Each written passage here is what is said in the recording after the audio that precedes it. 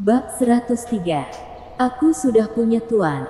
Ya, tapi kalau aku menang, kalian semua akan tetap tinggal di sini. Vexana mengatupkan bibirnya dan berkata, "Haha, Vexana, siapa yang memberimu keberanian untuk mengatakan hal seperti itu?" Mari berkata dengan dingin. Meskipun dia ditampar oleh Devan sebelumnya, dia sudah meminum obat penyembuhan dari Sekte Genesis. Lukanya sekarang sudah sembuh. Heh cebol, kamu tidak punya hak untuk bicara di sini. Vexana berkata pada Mari dengan jijik. Vexana, apakah menurutmu aku masih sama seperti dulu? Mari menyipitkan matanya yang indah dan berkata pada dua warrior terhormat. Biar aku yang mengurusnya. Oke. Kalau gitu kamu dulu yang maju. Mari ditampar oleh Devan, dan hidupnya dalam bahaya. Tetapi setelah meminum obat penyembuhan dari Sekte Genesis, dia tidak hanya pulih dari luka-lukanya, tetapi bahkan membantunya menembus dunia kecil. Sebelumnya, dia jelas bukan lawan Vexana. Tapi sekarang, dia merasa bahwa meskipun dia bukan lawan Vexana, dia masih bisa memberikan luka fatal pada Vexana. Dengan izin barusan, gadis kecil setinggi lebih dari 1 meter itu berjalan perlahan. Dia menatap Vexana dengan dingin, lalu berkata, "Vexana, kamu tahu bahwa aku paling benci orang yang memanggilku cebol. Hari ini, aku akan merobek mulutmu." Begitu Mari selesai bicara, tubuhnya segera menuju Vexana seperti peluru meriam. Dia tahu bahwa Vexana adalah orang yang kuat. Begitupun juga dirinya. Oleh karena itu, dia ingin melihat hari ini apakah Vexana yang lebih kuat, atau dirinya. Boom! Ada suara keras terdengar. Ada sosok terhempas mundur. Itu Mari. Dia ditendang oleh Vexana. Vexana masih mempertahankan gaya menendangnya. Itu terlihat sangat keren. Satu-satunya ketidaksempurnaan adalah stokingnya sedikit sobek. Dia datang ke sini terburu-buru, jadi dirinya tidak punya waktu untuk mengganti stoking. Mari ditendang dan terhempas lebih dari 10 meter. Setelah mendarat, darah menyembur keluar dari mulutnya. Tatapan matanya yang indah penuh dengan ketidakpercayaan.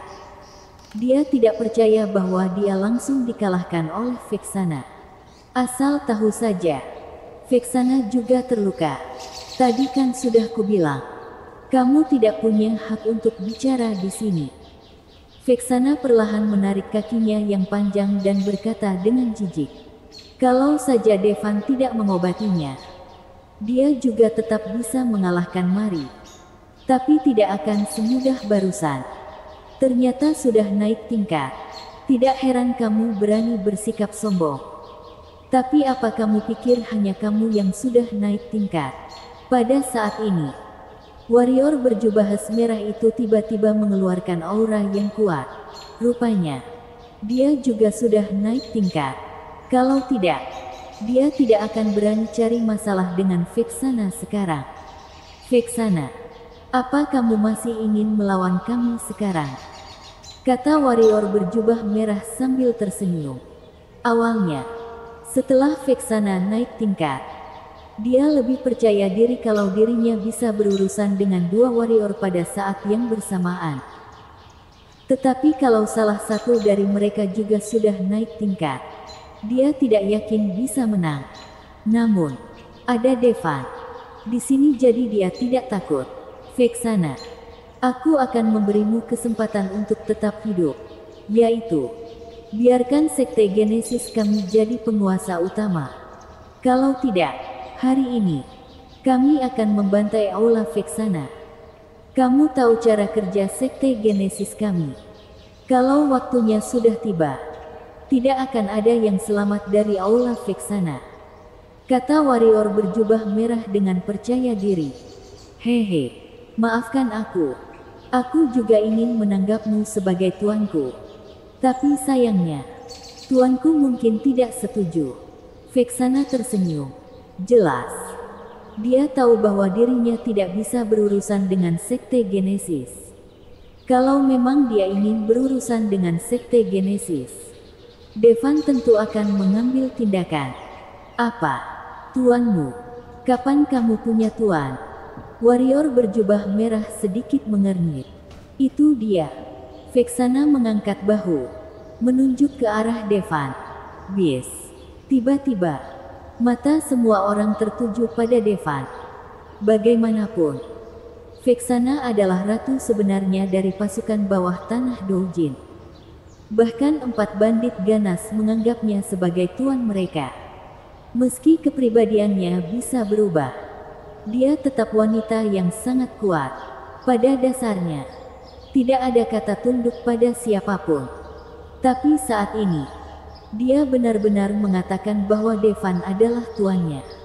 Haha, Vexana, apa kamu bodoh? Apakah kamu menganggap seorang bocah jadi tuanmu? Apa dia sekuat itu? Warrior berjubah biru itu tertawa. Tuanku, tentu saja dia sangat kuat. Vexana ingat bahwa Devan bisa menghancurkan palu tembaganya dengan tangan kosong. Bahkan masih ada rasa takut yang tersisa di hatinya. Hahaha, Vexana, yang kumaksud kuat di sini adalah kuat di ranjang. Mungkinkah kamu menganggapnya sebagai tuanmu karena dia hebat di ranjang? Kalau memang kamu bilang begitu, anggap saja itu benar adanya. Mereka pikir Vexana akan sangat marah. Tetapi tanpa diduga, bukannya marah. Vexana berjalan ke arah Devan dan mengambil inisiatif untuk menggandeng tangan Devan. Melihat hal ini, wajah kedua warrior menunjukkan kecemburuan dan kemarahan. Asal tahu saja, mereka telah mengenal Vexana selama bertahun-tahun. Mereka selalu memiliki pemikiran tentang wanita yang mempesona ini. Tentu saja ingin menundukkannya. Namun, dengan kekuatan mereka tetap tidak bisa menang melawan Vexana. Akhirnya, belum lama ini, kekuatan warrior merah menerobos, sehingga dia memiliki pemikiran untuk menaklukkan Vexana. Tanpa diduga, Vexana benar-benar memberitahu mereka bahwa dia sudah punya seorang tuan. Apalagi tuan yang diakuinya itu seorang bocah. Bagaimana mungkin mereka tidak marah? Nah, menjauhlah dari Vexana. Apa dia layak jadi wanitamu? Warrior berjubah merah berkata dengan marah. Devan tersenyum ketika dia mendengar kata-kata itu. Dia memeluk pinggang ramping Vexana, menariknya ke dalam pelukannya dengan paksa. Lalu menatap warrior berjubah merah dengan provokatif. Lalu berkata, gimana kalau aku tidak mau? Maka akan kupaksa agar kamu menjauh. Warrior berjubah merah tidak bisa mengendalikan emosi di tubuhnya. Hei, jangan marah. Selama kamu bisa mengalahkan tuanku, aku akan patuh padamu. Vexana dipeluk oleh Devan dengan dominan. Dia ingin melepaskan diri, tetapi menemukan bahwa tangan Devan seperti besi. Seperti tang. Dia tidak bisa melepaskan diri sama sekali. Akhirnya dia pasrah. Haha, Vexana, kupegang kata-katamu. Saat aku membunuh anak ini, kamu harus patuh padaku. Warrior berjubah merah tertawa. Jelas, dia tidak menganggap serius Devan. Di usia Devan, tidak peduli seberapa kuat dia, akan sejauh apa kekuatannya. Warrior terhormat, pria itu tidak biasa. Dialah yang memberikan luka padaku sebelumnya. Pada saat ini, mari segera mengingatkan. Bagaimanapun, dia telah melihat betapa kuatnya Devan. Jadi dia tidak berpikir bahwa Devan adalah orang lemah. Hehe, apa menurutmu aku sama denganmu? Aku paling tidak butuh 3 serangan untuk membunuhnya. Kata warrior berjubah merah dengan nada menghina. Tuan, dia akan membunuhmu. Aku sangat takut. Vexana meringkuk di pelukan Devan, berpura-pura ketakutan. Tindakan malu-malu ini membuat Devan sedikit terpesona. Dia segera memeluk Vexana lebih erat. Bajingan kecil, lepaskan lenganmu darinya. Mata kedua warrior itu penuh amarah. Kalau mau bertarung, cepat mulai. Kenapa malah terus bicara omong kosong? Devan bicara. Lalu pada saat berikutnya, tubuhnya bergegas menuju warrior berjubah merah. Bersambung.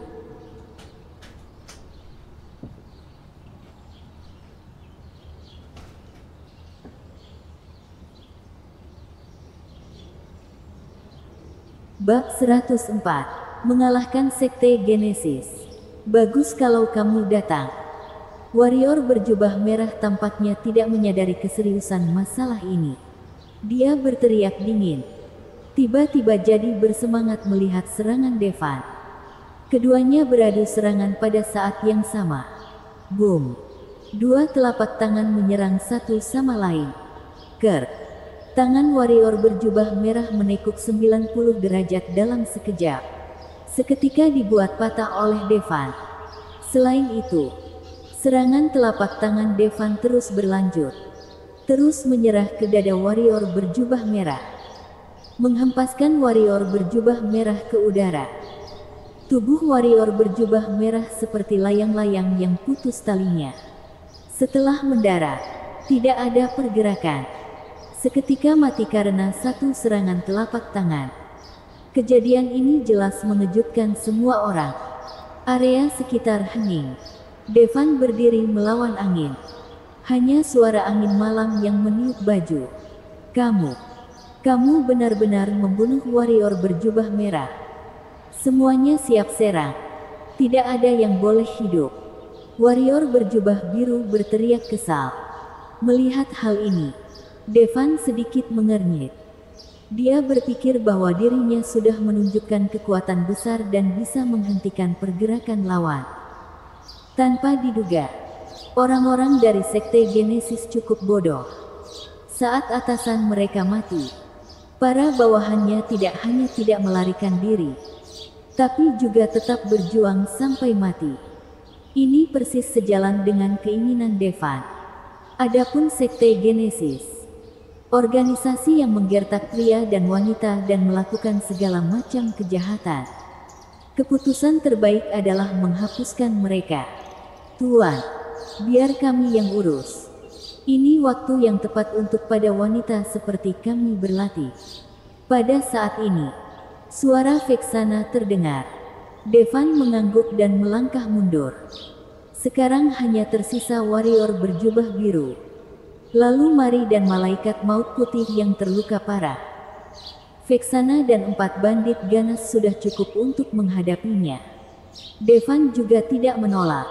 Serang. Pertarungan dimulai. Kedua belah pihak bertarung dengan sengit. 4 bandit ganas memimpin. Masing-masing memegang senjatanya sendiri. Menyerang Mari dan malaikat maut putih dari Sekte Genesis. Meski Mari terluka, kekuatannya jauh di atas 4 bandit ganas itu. Jadi pertarungan kelompok adalah pilihan yang baik. Mamen dan aku akan mengurus Mari. Lalu kamu dan Gavin akan mengurus malaikat maut putih. Beelzebub berkata pada 3 lainnya. Bagaimanapun, dia adalah yang terkuat. Mamen dan dirinya pasti bisa menangani Mari yang terluka. Tapi Gavin dan Abaddon lebih berbahaya. Malaikat maut putih itu adalah seorang Grandmaster.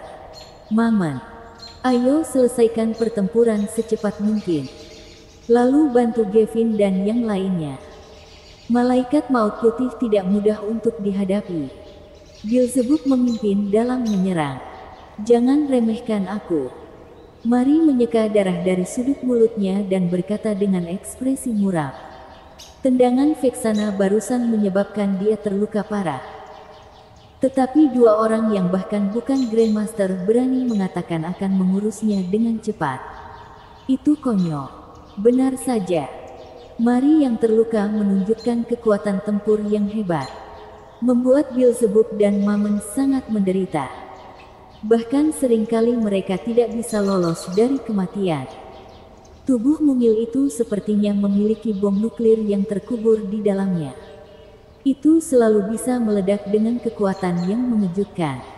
Di sisi lain, malaikat maut putih dan Gavin yang memiliki perbedaan kekuatan yang lebih besar.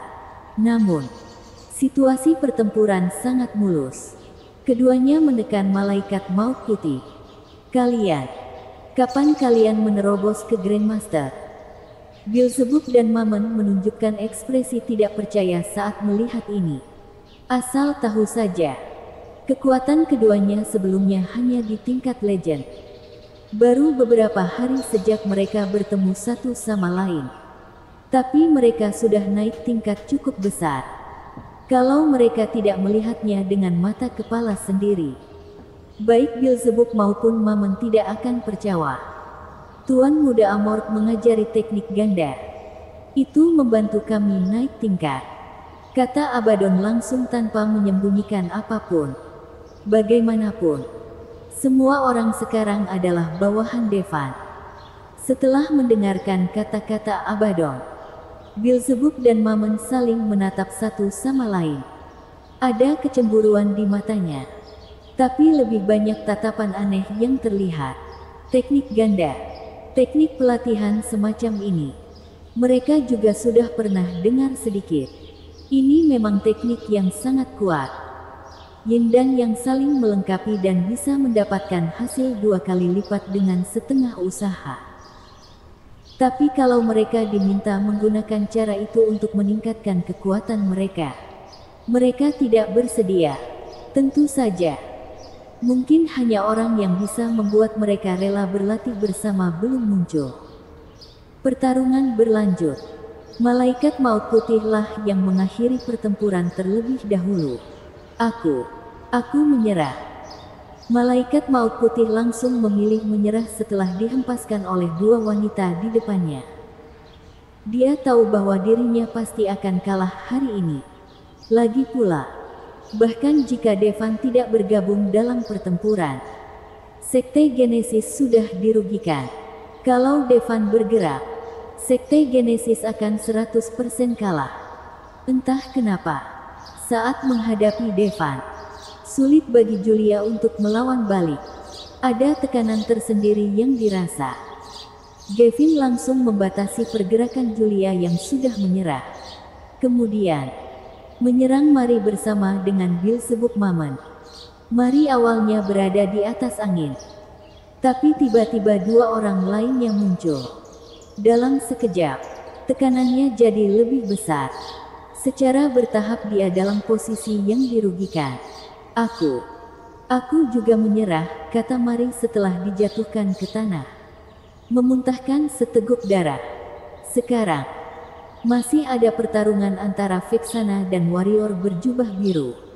Setelah Vexana naik tingkat, kekuatannya sudah melampaui warrior berjubah biru. Dia sebelumnya selalu ditekan dan dipukuli.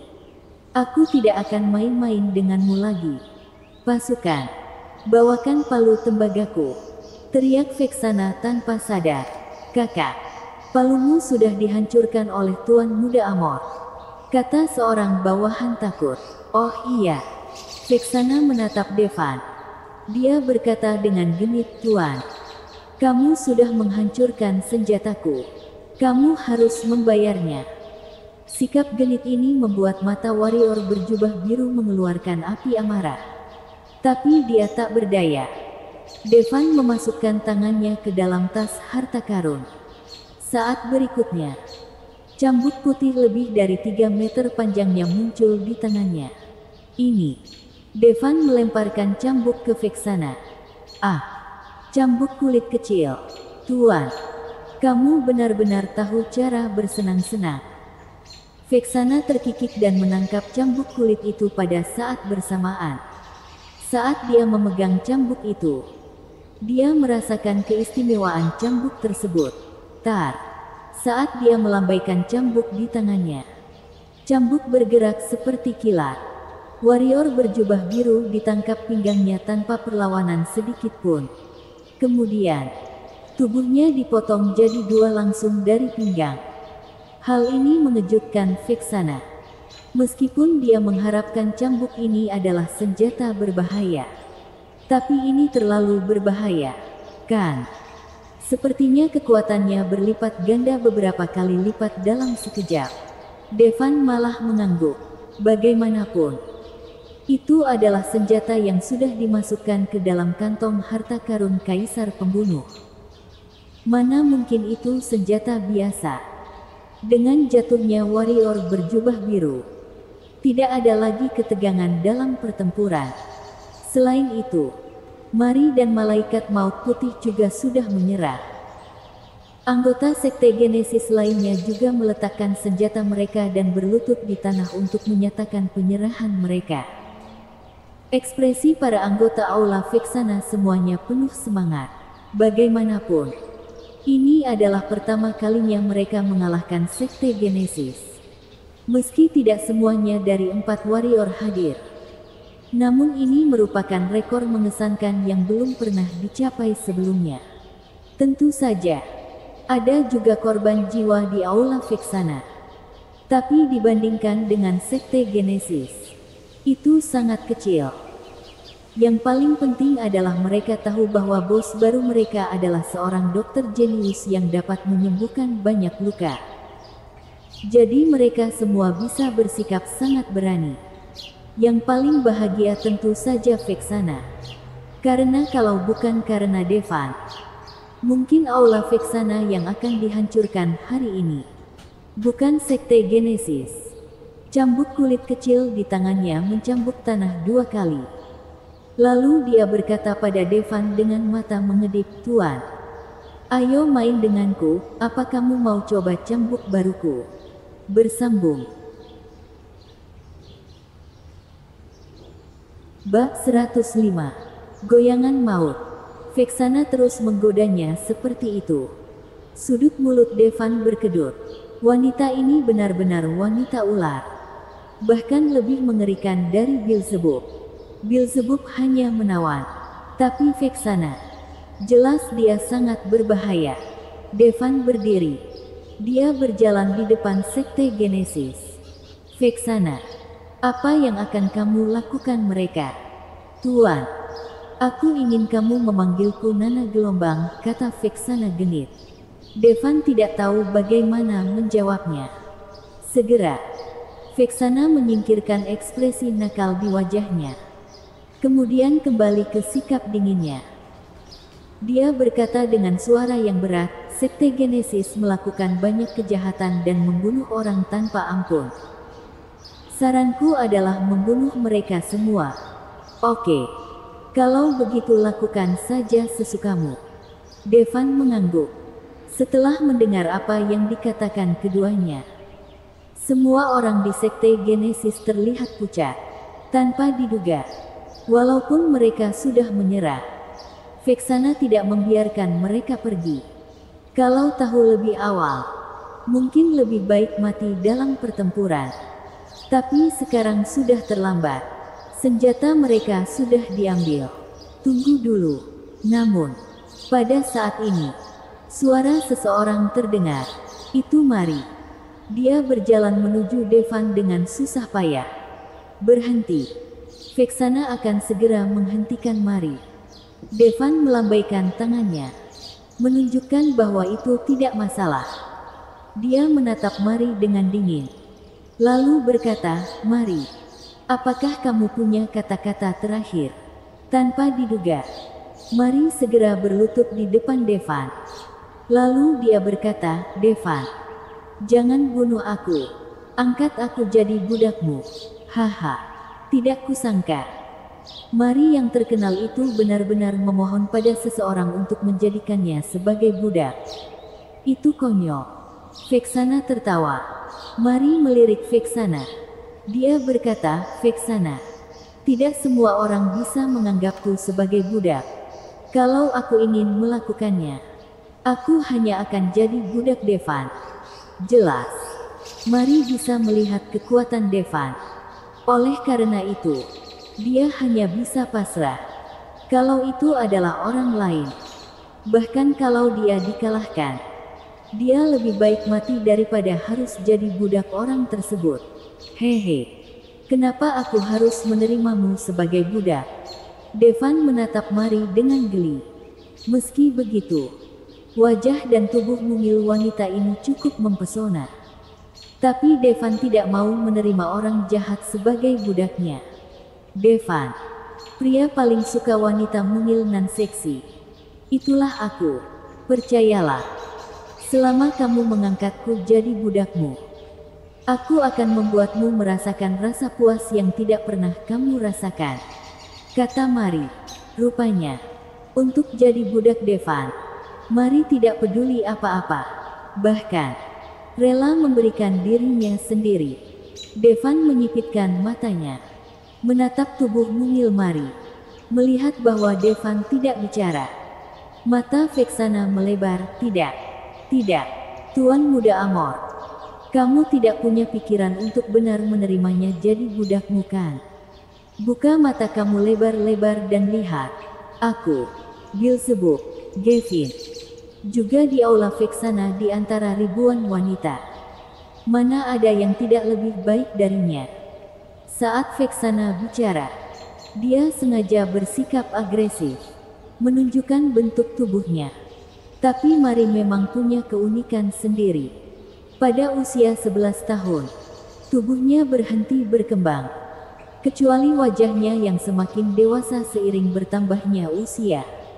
Tubuhnya tidak pernah berubah sedikit pun. Akhirnya, Devan berdiri. Dia berjalan di depan Mari. Dia mengulurkan tangannya ke arah Mari. Melihat hal ini, mata Mari berbinar. Dia tahu bahwa tidak ada pria yang bisa menolak loli kelas atas seperti dia. Namun, saat berikutnya, dia tiba-tiba menemukan bahwa dia kesulitan bernapas. Terlihat bahwa Devan mencekik lehernya. Devan langsung matahkan leher Mari. Kemudian, dia melemparkan seperti anjing mati. Devan mengakui bahwa Mari ini memang cukup menarik. Kalau membawanya ke rumah, pasti akan ada hari-hari indah tiap harinya. Tapi pertama-tama, dia bukan orang seperti itu. Kedua, Mari ini telah melakukan banyak kejahatan. Meskipun dia loli, dia sangat kejam. Kalau terus bersama, cepat atau lambat pasti akan jadi masalah. Jadi lebih baik langsung bunuh saja. Tubuh Mari jatuh dengan keras ke lantai. Kesadarannya belum sepenuhnya hilang. Sepasang mata besar yang menawan penuh dengan ketidakpahaman. Dia tidak mengerti kenapa ada pria yang bisa menolak pesona loli kelas atas seperti dia. Sayangnya, dia tidak punya kesempatan untuk mengetahuinya. Melihat Mari sudah mati, semua orang di Sekte Genesis merasa takut. Tahu bahwa mereka juga akan mati. Ayo hajar. Orang-orang dari Sekte Genesis berencana untuk bertarung sampai mati. Bunuh semuanya. Vexana memberi perintah. Pertarungan hanya berlangsung 10 menit sebelum akhirnya selesai. Sebanyak 1000 anggota Sekte Genesis. Semuanya berubah jadi mayat. Tidak, ada satu yang tersisa. Itu adalah malaikat maut putih.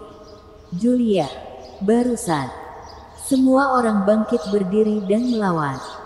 Hanya Julia yang tidak bergerak. Vexana berjalan menuju malaikat maut putih. Menyipitkan matanya yang indah dan berkata, "Malaikat maut putih. Kamu juga seorang tokoh terkenal di Sekte Genesis.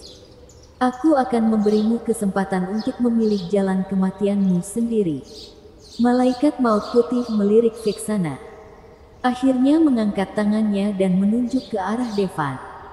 Lalu dia berkata, "Aku ingin mati di tangan Devan." Devan menatap Julia. Tanpa diduga, dia akan punya pikiran seperti itu. "Tuan," dia bilang, bahwa dia mau mati di tanganmu. Kamu bisa mengabulkannya. Vexana mengangkat bahu. Julia berjalan langsung menuju Devan. Berdiri di depan Devan, dia menutup matanya. Melihat malaikat maut putih di depannya, yang berpenampilan garang. Devan juga menyesali ketidakadilan Sang Pencipta. Kenapa seorang wanita bisa begitu sempurna? Intinya, Wanita ini membuatnya merasa puas sekali. Membunuhnya jelas menumbuhkan sedikit perasaan enggan dalam hatinya.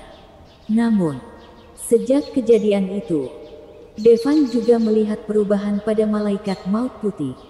Di matanya, sepertinya dia tidak lagi haus darah seperti sebelumnya. Tuan, kalau kamu enggan, Nana bisa melakukannya untukmu. Melihat Devan tidak bergerak, Vexana menawarkan diri. Tuan, wanita ini tidak semenarik Mari barusan. Kudengar bahwa pria yang telah tidur dengannya ada ratusan sampai ribuan. Entah bagaimana bisa dia melakukan semua itu. Sudah seperti binatang buas saja. Vexana berkata dengan marah. Mulut Devan berkedut saat mendengar ini. Jadi, apa dia juga binatang buas? Faktanya, pria jelas tidak suka hal seperti itu. Ada wanita yang sudah bercinta sangat banyak. Tapi itu kalau wanita tersebut adalah wanitanya. Tapi kalau wanita lain, mereka tidak peduli sama sekali. Sebaliknya, mereka akan ikut menikmatinya. Kalau Devan tidak merasakannya, mungkin dia juga akan sedikit ragu untuk bicara dengan malaikat maut putih. Sama seperti saat itu, jika bukan karena semangat Kirin yang membuatnya kehilangan akal sehatnya, dia mungkin tidak akan tergerak oleh malaikat maut putih. Tapi setelah mengalami goyangan Julia sekali, potongan kejadian di ladang gandum akan muncul di benaknya dari waktu ke waktu. Itulah yang membuatnya ragu. Bersambung.